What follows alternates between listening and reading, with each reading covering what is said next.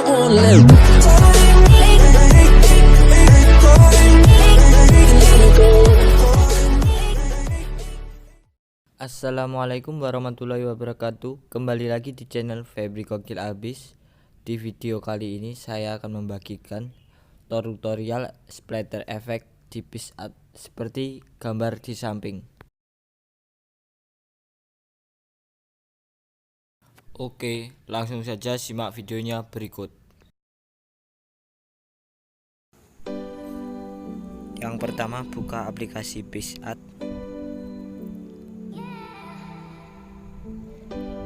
Lalu tekan tombol plus, pilih foto yang akan diedit.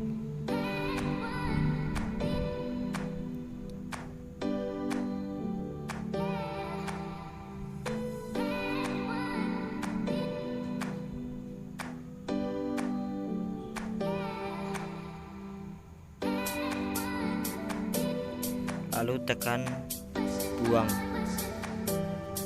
Klik tombol buang, lalu ikuti video tersebut.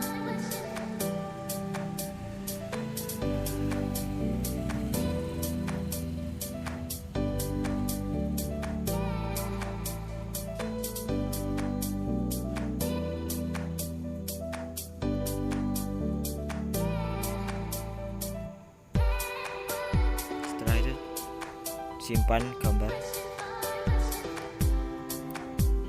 Klik tombol simpan di pojok kanan atas.